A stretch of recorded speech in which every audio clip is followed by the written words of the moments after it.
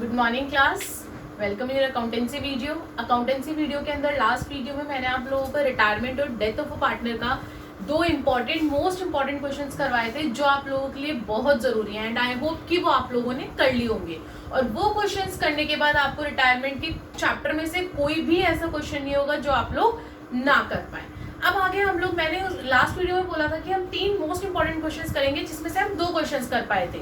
अब एक क्वेश्चन हम लोग इस वीडियो में उठा रहे हैं जो कि आपका रिटायरमेंट से रिलेटेड है, डेथ से रिलेटेड नहीं है। डेथ से रिलेटेड आपकी लास्ट वीडियो में हमारे सारे टॉपिक सब कुछ क्लियर हो गया था, सारे क्वेश्चंस कंप्लीट हो गए थे। मैंने एक टॉपिक छोड़ा था जो कि आपका था रिटायरमेंट ड्यूरिंग द ईयर। ध्यान से देखिएगा अपनी बुक के अंदर, आपका एक टॉपिक ये भी था कि अगर कोई पार्टनर रिटायर हो जाता है साल के बीच में, वैसे तो प्लान्ड होता है, रिटायरमेंट जो होती है वो आपकी प्लान्ड होती है कि साल के एंड में या साल के स्टार्टिंग में होना है आपको, लेकिन इन केस कुछ प्रॉब्लम हो जाए या कुछ भी किसी भी तरीके की दिक्कत हो जाए और पार्टनर को साल के बीच में रिटायर होना पड़ जाए, तो उस केस में हम लोग क्या करेंगे? उस केस में हम लोग सेम जैसे डेथ में करते आते हैं ना, कि हम लोग उसका शेयर निकालते हैं।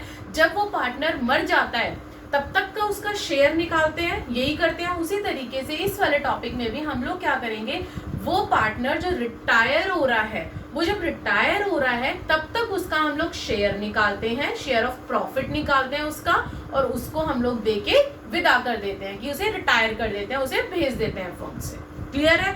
बस इस टॉपिक के अंदर एक यही डिफरेंस है, बाकी और पूरा टॉपिक आपका एज इट इज रिटायरमेंट वाला है। सिर्फ ये शेयर ऑफ प्रॉफिट वाला जो आपका पार्ट है, वो पार्ट आपका डेथ का इसके अंदर टॉपिक के अंदर आ जाता है, इसीलिए मैं ये टॉपिक आपको डेथ के बाद करा रही हूँ। आइए क्लास, आपके टीएस ग्रेवाल का क्वेश्चन नंबर 54 जो कि इसी टॉपिक से रिलेट करता है, हम लोग ध्यान से देखेंगे, ध्यान से पढ़ेंगे, ताकि हम लोग बाकी के क्वेश्चन इस टॉपिक से रिलेटेड इजीली कर सके। आइए क्लास, ABC 3 पार्टनर्स है, उनकी रेशियो दे रखी है 5:3:2। बैलेंस शीट दे रखी है 31 मार्च 2018 को। लाइबिलिटी में आपकी कैपिटल है, वर्कमैन कंपेंसेशन रिजर्व आ गया बटने वाला, सर्कल कर लीजिए इसे, क्रेडिटर्स आ गए और एम्प्लॉय प्रोविडेंट फंड आ गया। बिल्डिंग है, इन्वेस्टमेंट है, स्टॉक है, डेटर्स है, कैश एंड बैंक है। ठीक है, हमारे एसेट्स में कुछ भी नहीं था राइट ऑफ का, लेकिन सिर्फ हमारा कहाँ था, लाइबिलिटी में था, जो हमें देना है पार्टनर्स को। सी रिटायर हो रहा है 30 जून को, साल के बीच में रिटायर हो रहा है, जून में रिटायर हो रहा है, and it was mutually agreed that, और उनके बीच में क्या एग्रीड हुआ है, बिल्डिंग भी वैल्यूड एट 22 लाख, बिल्डिंग जो है वो 22 लाख की होगी। Investment to be valued at 3 lakh, investment 3 lakh की होगी। स्टॉक भी टेकन एट ₹8 लाख। ओके, ये तीनों किसके पार्ट हो गए, रिवैल्यूएशन के पार्ट हो गए। आगे बढ़ते हैं, गुडविल ऑफ द फर्म भी वैल्यूड एट 2 years परचेज, कितना ईयर्स परचेज है, 2 years purchase of the average profit of the past 5 years, पिछले 5 साल का। ठीक है, ये थी आपकी गुडविल की इंफॉर्मेशन। अब सी का जो शेयर ऑफ प्रॉफिट है up to the date of retirement, अब तक हम लोग क्या करते थे, up to the date of death तक देते थे, लेकिन इसमें क्या हो रहा है, रिटायर हो रहा है साल के बीच में। So up to the date of retirement be calculated on the basis of average profit of the preceding 3 years as under. Preceding पिछले 3 साल, और मैंने पिछले 3 साल कैसे लेते हैं ये भी आप लोगों को बताया था।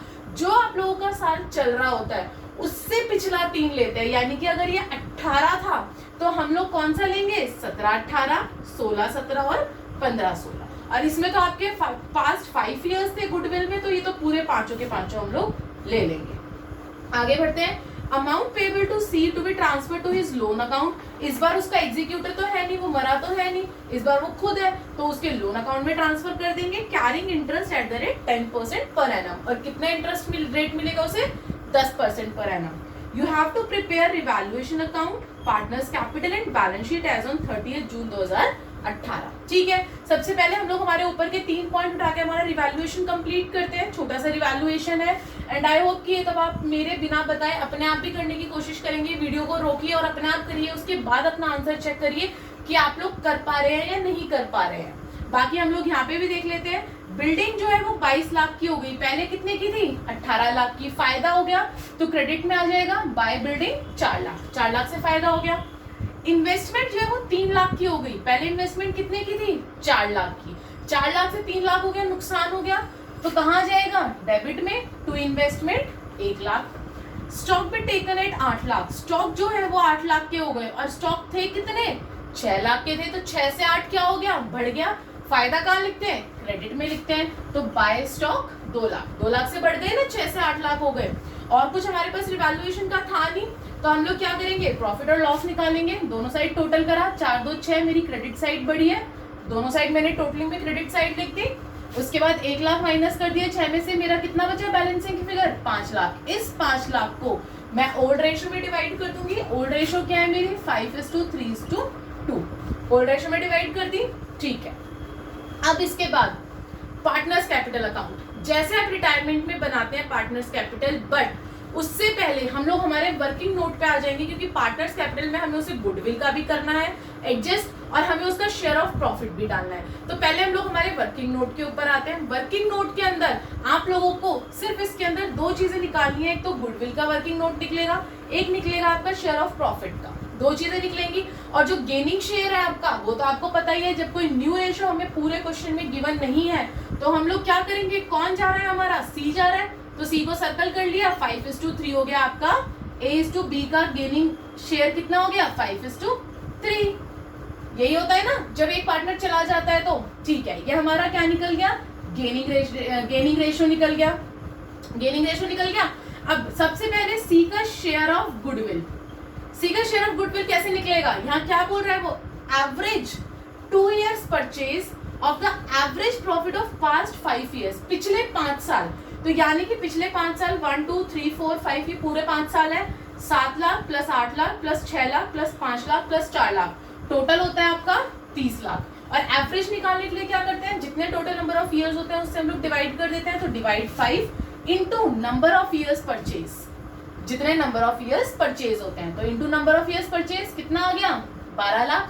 ये गुडविल आई है फर्म की, लेकिन हमें किसकी चाहिए, सिर्फ सी की चाहिए। सी का शेयर कितना है, 2/10, तो मैंने इंटू कर दिया उसके शेयर से 2/10, तो मेरा आंसर आ गया 2,40,000। यानी कि जो सी का शेयर ऑफ गुडविल है वो आ गया 2,40,000, जो सिर्फ सी का है, सी को मिलेगा जाते टाइम पे, ठीक है। अब उसे देगा कौन कौन, ए और बी, क्योंकि ए और बी दोनों गेन कर रहे हैं, न्यू रेशो है नहीं, इनकी गेनिंग रेशो क्या है, 5:3, तो ये 2,40,000 ए और बी में 5:3 में बट जाएगा। अगर मैं 2,40,000 को बांटू तो ए के हिस्से आ रहा है 1,50,000, बी के हिस्से आ रहा है 90,000, ठीक है। किसको बांटा है मैंने, 2,40,000 को बांटा है 5:3 में। ये यहाँ पे लिख भी रखा है मैंने, 2,40,000 को किस में बांट दिया, 5:3 में। क्लियर हो गया। अब जब मेरा गुडविल का इन दोनों का हिस्सा आ गया कि ए को कितना देना है और बी को कितना देना है, सी को, दूसरा और मैं हाथ के हाथ निकाल ली थी मेरा वर्किंग नोट में उसका शेयर ऑफ प्रॉफिट। उसका शेयर ऑफ प्रॉफिट कैसे निकलेगा, जैसे हम लोग डेथ में निकालते थे सेम वैसे निकलेगा। पहले तो हम लोग क्या करेंगे, एवरेज प्रॉफिट निकालेंगे, पिछले कितने साल के एवरेज के बेसिस पे हम लोग उसे दे रहे हैं, 3 साल के। तो पिछले 3 साल कौन से है, 17 18, 16 17 और 15 16, यानी कि 7 लाख 8 लाख और 6 लाख, तीनों को मैंने प्लस करा, 21 लाख आ गया। एवरेज निकालने के लिए डिवाइडेड बाय में 3 करेंगे, डिवाइडेड बाय में 3 करते हैं ना एवरेज निकालने के लिए, इनटू वो कितने महीने तक उसने उस फर्म में काम करा। जून में रिटायर हुआ है, अप्रैल मई और जून, तो 3 महीने उसने उस फर्म में काम करा, 3/12 इनटू उसका शेयर कितना था, उसका हिस्सा कितना था, कितना हिस्सा था उसका, 2/10, तो इनटू 2/10 कर दिया हमने, तो आपका आंसर आ गया 35,000। यानी कि उसको उन 3 महीने का जो प्रॉफिट दिया जाएगा वो दिया जाएगा 35,000। क्लियर है, हमने दोनों हमारी वर्किंग अच्छे से कर ली। अब आ जाते हैं हम लोग हमारे पार्टनर्स कैपिटल पे। पार्टनर्स कैपिटल में कुछ नहीं करना, वही सेम चीज रिपीट करनी है आपको। सबसे पहले तीनों की कैपिटल, अगर मैं तीनों की कैपिटल डालूं, बाय बैलेंस ब्रॉट डाउन, तीनों की कैपिटल कितनी कितनी है, 11 लाख, 11,40,000, 7,60,000।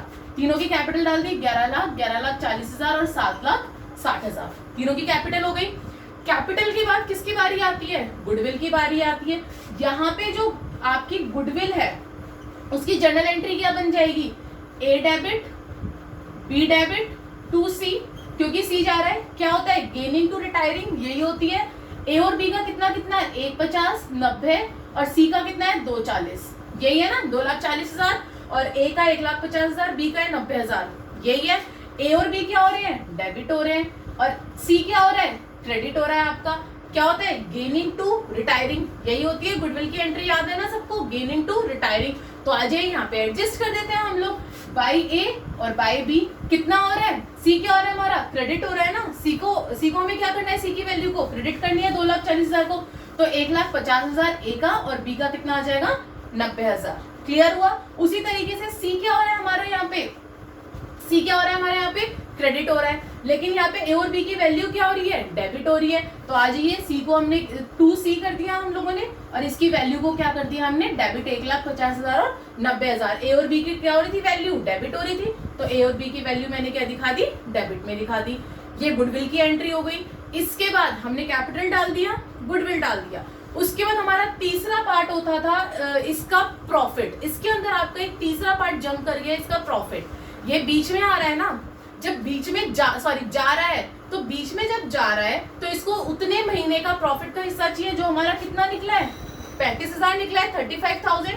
तो bye P and L suspense, अब इसमें न्यू रेशियो नहीं थी क्लास, न्यू रेशियो होती तो इसमें हम लोग बाई ए और बाई बी करते, वही करते सेम, गेनिंग टू रिटायरिंग, वही सेम करते, उसके लिए भी एडजस्ट करते, लेकिन यहाँ पे न्यू रेशियो गिवन नहीं थी, तो हम लोग bye P and L suspense करेंगे, जो कि इसकी जर्नल एंट्री क्या हो जाएगी, शेयर वाले की P and L suspense to, कौन है ये आपका सी, क्या हो जाएगा, P and L suspense account debit to C, ये इसकी जर्नल एंट्री हो गई। तो आ गया by P and L suspense 35,000। इसको कितना प्रॉफिट मिल रहा है, 35,000 मिल रहा है। बिल्कुल बिल्कुल एज इट इज जैसे डेथ में करते हैं वैसे ही करेंगे। नेक्स्ट उसके बाद हम लोग क्या उठाते थे, रिवैल्यूएशन का प्रॉफिट और लॉस। क्या हो रहा है रिवैल्यूएशन में, प्रॉफिट हो रहा है, ए को 2,50,000, बी को 1,50,000, सी को 1 lakh, 2,50,000, 1,50,000, 1 lakh by revaluation, by revaluation. उसके बाद नेक्स्ट हम लोग क्या डालते थे, बैलेंस शीट। बैलेंस शीट देखते थे, बैलेंस शीट में क्या हो रहा है, कोई है ऐसा आइटम जो हमें बांटना है, बिल्कुल है, हमने सर्कल कर रखा है, वर्कमैन कंपेंसेशन रिजर्व 10 लाख, और किस रेशो में बढ़ता है, ओल्ड रेशो में बढ़ता है, तो 10 लाख को मैं 532 में बांट दूंगी, 5 लाख, 3 लाख और 2 लाख। क्लियर है। अब और कुछ हमारा ऐसा पार्ट जो हमारा बच गया हो, ना बैलेंस शीट में कुछ है बांटने का, ना हमारे पास एडजस्टमेंट में है। सबसे पहले जो पार्टनर जा रहा होता है हम उसका बैलेंसिंग फिगर निकालते हैं। इस बार वो मर नहीं रहा, तो हम लोग यहाँ पे 2C's एग्जीक्यूटर नहीं लिखेंगे, याद रखना, रिटायर हो रहा है तो 2C's लोन, इस बार सी के खुद के खाते में पैसे जाएंगे, तो 2C's लोन अकाउंट। दोनों साइड मैंने टोटल करी, मेरी क्रेडिट साइड आ रही है, डेबिट साइड तो कुछ था ही नहीं, ये तो आपकी बैलेंसिंग फिगर है। तो मैंने क्रेडिट साइड टोटल करी 13,35,000, 13,35,000, और उसके लोन में कितना चला गया, 13,35,000, क्योंकि कुछ माइनस करने के लिए था ही नहीं। उसी तरीके से ए और बी का टोटल करेंगे। ए का क्रेडिट आ रहा है 15,90,000, सॉरी बी का क्रेडिट आ रहा है 15,90,000, ए का क्रेडिट आ रहा है 18,50,000। दोनों साइड मैंने बड़ी अमाउंट लिख दी, यही करते हैं बैलेंसिंग में, दोनों साइड बड़ी अमाउंट लिख दी, इधर भी लिख दिया 18,50,000, 15,90,000। अब 18,50,000 में से मैंने क्या माइनस कर दिया, 1,50,000, तो मेरा बैलेंस कितना बच गया, 17 लाख। 15,90,000 में से मैंने 90,000 माइनस कर दिया, मेरा बैलेंस कितना बच गया, 15 लाख। तो 2 बैलेंस कैरिड डाउन, मेरा ए का बच गया 17 लाख, बी का बच गया 15 लाख, और 2C's लोन अकाउंट, क्योंकि सी जा रहा है तो उसके लोन अकाउंट में कितना चला जाएगा, 13,35,000। अब हम लोग इसकी बैलेंस शीट देखते हैं एक बार, कि इसकी बैलेंस शीट हम लोगों की मैच होती है या नहीं होती। आइए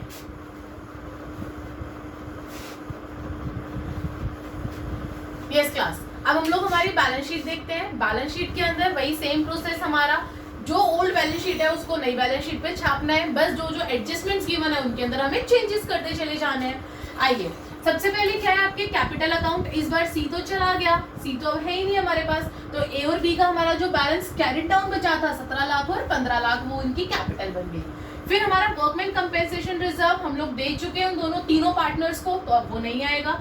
क्रेडिटर्स 2 लाख, क्या क्रेडिटर्स में कोई चेंज था नीचे क्लास, नहीं था, तो creditors as it is 2 lakh. Employ provident fund, क्या कोई एम्प्लॉय आया था कि कोई भी फंड में से पैसा निकला था, एम्प्लॉय प्रोविडेंट फंड में से नीचे से नहीं निकला था, तो employ provident fund as it is रहेगा 2 लाख का 2 लाख। मैंने आप लोगों को एक बात समझा रखी थी जब रिटायरमेंट चैप्टर करा रही थी, कि जब उसका लोन अकाउंट होता है या करंट अकाउंट होता है, दोनों चीजें नीचे फिसल जाती हैं। अगर तो वो डेबिट में तो वो लायबिलिटी में फिसल जाएगी, अगर वो क्रेडिट में है तो वो एसेट्स में फिसल जाएगी। तो ये लोन अकाउंट आपका कहाँ था, डेबिट में था, तो मेरा लोन अकाउंट नीचे फिसल के आ गया लायबिलिटी में 13,35,000। बट इस बार कोई करंट अकाउंट नहीं था, तो इसलिए हमने कोई करंट अकाउंट को नीचे नहीं फिसलाया। क्लियर है। अब हम लोग आते हैं एसेट्स की साइड। बिल्डिंग 18 लाख की थी, लेकिन बिल्डिंग के लिए उसने क्या बोला था, 22 लाख की हो गई थी। तो हम लोग क्या करेंगे, नई अमाउंट लिखेंगे, बिल्डिंग को 22 लाख का दिखाएंगे, जब बढ़ गई तो भाई बढ़ी हुई वैल्यू दिखाएंगे। इन्वेस्टमेंट 3 लाख की हो गई थी, इन्वेस्टमेंट कितने की थी, 4 लाख की, बट हम न्यू वैल्यू दिखाएंगे 3 लाख, जो हमारी कहाँ है, नीचे एडजस्टमेंट में है। उसके बाद स्टॉक 6 लाख, स्टॉक की वैल्यू कितनी हो गई थी, बढ़कर 8 लाख हो गई थी, तो स्टॉक को भी हम बढ़कर दिखाएंगे कितना, 8 लाख, स्टॉक को भी बढ़कर दिखाएंगे 8 लाख। उसके आगे बढ़ते हैं हम लोग, डेटर्स, डेटर्स कितने थे, 10 lakh.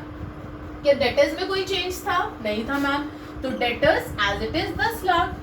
Cash in bank 6 lakh, क्या कैश और बैंक में क्या हमने उसे इमीडिएटली कुछ पेड करा है, क्या उसने नीचे बोला है कि हमने उसे इमीडिएटली पेड करा है, नहीं करा, हमारे पास से कोई पैसा नहीं गया, तो 6 लाख का 6 लाख एज इट इज आ गया। बट यहाँ पे आपका P&L सस्पेंस, हमने उसे कुछ प्रॉफिट दिया था, वो प्रॉफिट आपका एसेट्स में आ जाएगा। यहाँ मैं स्टार लगा रही हूँ कि ये नया पॉइंट आया आपके रिटायरमेंट की बैलेंस शीट में इस क्वेश्चन के अंदर, कि जो प्रॉफिट हम उसे देते हैं क्लास, वो आपका एसेट साइड में आ जाता है P&L सस्पेंस के अकाउंट के नाम से। क्लियर है?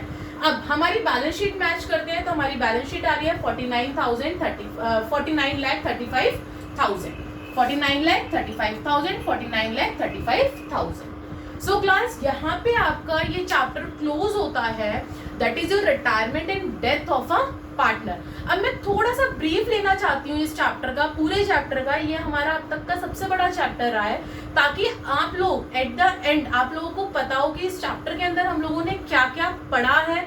इसीलिए एक छोटी सी ब्रीफिंग देना चाहती हूँ मैं आप लोगों को, और उस ब्रीफिंग को ध्यान से सुनिएगा कि इस पूरे चैप्टर के अंदर हम लोगों ने क्या क्या अच्छे से पढ़ा है, क्या हमारे लिए जरूरी है और क्या हमें इस चैप्टर में करना है। आइए क्लास इसकी ब्रीफिंग लेते हैं। सो क्लास मैंने बोला था एक बार ब्रीफिंग ले लेते हैं इस चैप्टर की, सो आइए ब्रीफिंग लेते हैं। हम लोगों ने इस चैप्टर में 2 पार्ट्स में पढ़ा है इस चैप्टर को, एक हमने पढ़ा रिटायरमेंट, एक हमने पढ़ा डेथ। हमने ये पढ़ा कि आपके 3 पार्टनर्स होते हैं, जिसमें से एक जो है वो चला जाता है फर्म छोड़ के, चाहे वो रिटायरमेंट की फॉर्म में जाए, चाहे वो डेथ की फॉर्म में जाए।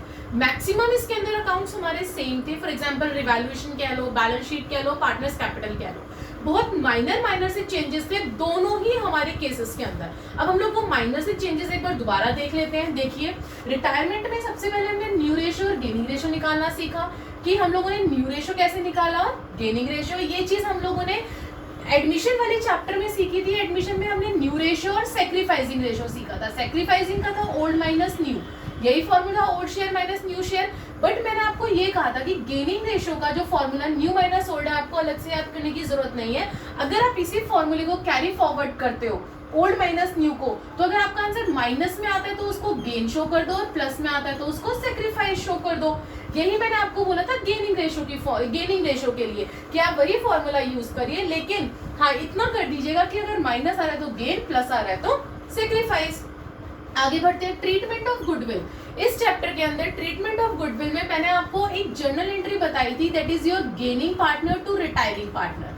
ये थी हमारी जर्नल एंट्री, हमें एडजस्ट करनी थी इस रिटायरमेंट के अंदर दोनों पार्टनर्स की, किसको, गुडविल को, ठीक है, तीनों पार्टनर्स की गुडविल को एडजस्ट करना सीखा था।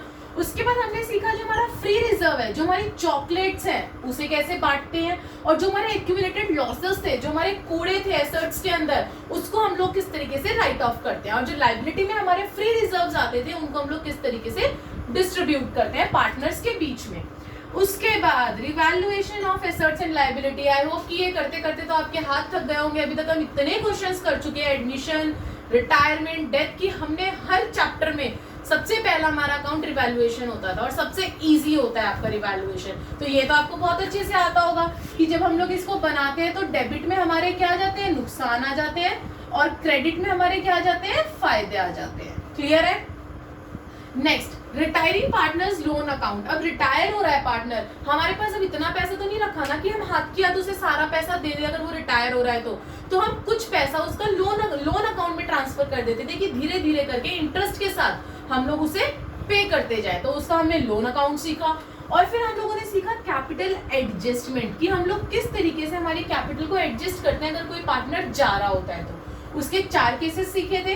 चारों केसेस को देख लेते हैं। सबसे पहला केस था जिसमें आपको टोटल कैपिटल फर्म की गिवन होती थी। उसमें क्या करना था, न्यू रेशो के अंदर डिवाइड करना था आपको आपकी टोटल कैपिटल को, जो कि आपका सरप्लस या डेफिशिएंसी बचता, अगर डिवाइड करने के बाद आपने वो अपना कैरेट डाउन बना दिया, वो उनकी कैपिटल बन गई। उसके बाद अगर डेबिट या क्रेडिट में कुछ सरप्लस या डेफिशिएंसी बचता तो उसे कैश अकाउंट और करंट अकाउंट से हम लोग डाल देते थे। उसी तरीके से सेकंड केस में जो एडजस्टेड कैपिटल, यानी कि इसको मैं एक छोटा सा नाम देना चाहूंगी नकली कैरेट डाउन, कि जो नकली कैरेट डाउन आप लोग निकालते थे, यानी कि जो पहले कैरेट डाउन आता था, जो पहले कैपिटल होती थी उनकी, जो हम लोग कैरेट डाउन लिखते थे उसको यहाँ लिखते थे हम लोग, डायरेक्ट अपने अकाउंट के अंदर शो नहीं करते थे, उसको यहाँ लिखते थे। और फिर उसको हम लोग पहले क्या करते थे, उन सबको ऐड करके जितने भी पार्टनर्स होते थे सबके हम लोगों ने एडजस्टेड कैपिटल ले लिए, न्यू रेशो में डिवाइड करते थे। फिर डिवाइड करने के बाद जो आंसर आता था उसे हम लोग कैरी डाउन बनाते थे हमारे पार्टनर्स कैपिटल में। याद आ रहा है धीरे धीरे सारी चीजें। और फिर लास्ट में सरप्लस और डेफिशिएंसी जो भी बचता था वो या तो कैश अकाउंट में या करंट अकाउंट में जाता था, फर्स्ट और सेकंड केस में। थर्ड केस की बात करूं, एडजस्टेड कैपिटल लेते थे तीनों पार्टनर्स की, प्लस में जो पार्टनर रिटायर हो रहा है उसको जितना पैसा देना होता था वो भी ऐड करते थे हम लोग यहाँ पे एडजस्टेड कैपिटल में। उसके बाद उसको हम बांटते थे न्यू रेशो में, और उसको हम किसे बांट देते थे, न्यू रेशो में डिवाइड कर देते थे। इसके अंदर थर्ड केस के अंदर मैं याद करूं, मैंने ये बताया था कि अगर कोई सरप्लस या डेफिशिएंसी बचती है डेबिट या क्रेडिट साइड, तो करंट अकाउंट इसमें नहीं आता है, सिर्फ क्या आता है आपका कैश अकाउंट आता है, चाहे आपकी डेबिट साइड बचे चाहे आपकी क्रेडिट साइड बैलेंस बचे। और लास्ट फोर्थ केस में हमने क्या पढ़ा था, हमारी एडजस्टेड कैपिटल प्लस जो पार्टनर जा रहा है उसकी भी कैपिटल, उसका भी पैसा लेते थे हम लोग, और उसके बाद हमें कुछ हमारा पैसा बैलेंस शीट में ना रखना पड़ता था, डिजायर्ड बैलेंस जिसे हम कहते हैं, वो हमें छोड़ना पड़ता था, उसको प्लस करके और एग्जिस्टिंग जो ऑलरेडी बैलेंस शीट में होता था उसको हम लोग क्या करते थे, माइनस करते थे। याद आया, यही करते थे केस में। उसके बाद हमारा जो आंसर आता था उसे न्यू रेशो में डिवाइड कर देते थे। देन आपकी ये कैपिटल्स बन जाती थी जो हम बैलेंस कैरी डाउन के नाम से डालते थे। और अगर उसके बाद डेबिट या क्रेडिट में कोई सरप्लस या डेफिशिएंसी बच जाती थी तो हम लोग उसका क्या करते थे, कैश अकाउंट से उसको डाल देते थे, उससे अपनी बैलेंसिंग फिगर को। क्लियर हुआ, याद आए चारों केसेस। तो ये पढ़ा था हम लोगों ने हमारे रिटायरमेंट में। और डेथ में हम लोगों ने क्या पढ़ा था, हमारा calculation, treatment of goodwill, treatment of free reserve और accumulated losses, revaluation of assets and liability. ये चारों के चारों पॉइंट एज इट इज पढ़े हैं, हम लोगों ने पढ़े हैं चारों के चारों पॉइंट। अब नेक्स्ट जो आपका फिफ्थ पॉइंट है क्लास, जो हमने हमारा फिफ्थ पॉइंट पढ़ा था आईओसी एंड आईओडी, यानी कि इंटरेस्ट ऑन कैपिटल और इंटरेस्ट ऑन ड्राइंग। अगर कोई आता है जो हम फंडामेंटल में पढ़कर आए थे, याद करिए, वो भी हम लोग पढ़ चुके थे कि हम लोग किस तरीके से इंटरेस्ट ऑन कैपिटल निकालते हैं और इंटरेस्ट ऑन ड्राइंग निकालते हैं। वो अगर कोई पार्टनर मर जाता है तो हमें उसे वो भी देना पड़ता है उसी टाइम पे। और next, share of profit and loss from balance sheet date up to the death of the partner. इसके अंदर हमने सबसे मेन चीज पढ़ी थी P&L suspense account debit to deceased partner. ये थी इसकी जर्नल एंट्री कि अगर कोई पार्टनर मर गया, कब मरा, 3 महीने बाद मरा, 4 महीने बाद मरा, जब भी मरा उतने महीने उस फर्म में काम करा उसने, तो उस उतने महीने का 3 महीने का उसे प्रॉफिट मिलेगा ना। वो हम लोग दो तरीके से निकालते थे, on the basis of time और on the basis of sales, दो बेसिस पे निकालते थे। और उसकी जर्नल एंट्री क्या होती थी, P&L टू डिजीज पार्टनर। लेकिन अगर न्यू रेशो गिवन होती तो याद करो हम लोग एडजस्ट करते थे, gaining partners to deceased partner होता था, फिर होता था ना। तो ये था आपका share of profit and loss. और उसके बाद हम लोगों ने डिजीज यानी कि जो पार्टनर मर जाता था उसका पार्टनर्स कैपिटल अकाउंट कैसे बनता है, और लास्ट में उसके एग्जीक्यूटर का अकाउंट कैसे बनता है, क्योंकि उसके एग्जीक्यूटर के भी तो अकाउंट में हम लोग लोन अकाउंट में पैसा डालते थे ना, उसको धीरे धीरे करके देते थे। याद करो, अभी हमने करे थे पिछले वीडियो में क्वेश्चन, 6-6 महीने पे दे रहे हैं, 1 साल पे दे रहे हैं, तो वो भी हम लोगों ने सीखा है बनाना। सो क्लास, आई थिंक अभी तक का हमारा ये सबसे बड़ा चैप्टर था, लेकिन बहुत इंटरेस्टिंग चैप्टर था कि अगर इन केस हमारा हम लोग बिजनेस रन कर रहे हैं और हमारा पार्टनर चला जाए एकदम से, वो रिटायरमेंट यानी कि प्लान बेसिस पे जाए या फिर वो उसकी डेथ हो जाए अनप्लान बेसिस पे चला जाए, तो हम लोग हमारे किस तरीके से ट्रीटमेंट करेंगे हम लोगों के अकाउंट्स का, ये हम लोगों को पता होना जरूरी है। एज अ अकाउंट स्टूडेंट आप लोगों को इसकी पूरी नॉलेज होना जरूरी थी। आगे जाके चाहे आप बिजनेस करो, चाहे आप सीए बनो, चाहे आप जो मर्जी करो, लेकिन ये बहुत इंटरेस्टिंग पार्ट था आपके इस चैप्टर का। सब्सक्राइब करना मत भूलना। हम लोग हमारा नया चैप्टर स्टार्ट करेंगे नेक्स्ट वीडियो के अंदर, that is dissolution of partnership. Dissolution of partnership के अंदर हम लोग हमारी फर्म को देखेंगे कि अगर हमारी फर्म डिसॉल्व हो जाती है, डिसोल्यूशन ऑफ पार्टनरशिप फर्म दो होते हैं, एक डिसोल्यूशन ऑफ पार्टनरशिप फर्म होता है, एक डिसोल्यूशन ऑफ पार्टनर्स होता है। ये जो हमने किया ये डिसोल्यूशन ऑफ पार्टनर्स था। क्यों? क्योंकि यहाँ पे पार्टनर्स जा रहे थे। लेकिन अब जो हम लोग नेक्स्ट वीडियो में करेंगे वो करेंगे डिसोल्यूशन ऑफ पार्टनरशिप फर्म। अगर हमारी फर्म डिसॉल्व हो जाती है उस केस में हम लोग क्या करते हैं, आई होप ये भी आप लोगों के लिए एक बहुत बड़ा सस्पेंस बन गया होगा कि जब तक अगली वीडियो नहीं आती तब तक आप लोग के दिमाग में ये चलेगा कि अगर हमारी फर्म खत्म हो जाए, एकदम से हमारे ऊपर इतना सर पे भार आ जाए कि हम लोग आगे कैरी फॉरवर्ड नहीं कर पाए अपनी फर्म को, तो हम लोग क्या करेंगे। सो प्लीज सब्सक्राइब करना मत भूलना ताकि आपको मेरी आगे की नेक्स्ट चैप्टर की वीडियो इजीली मिल सके। Thank you.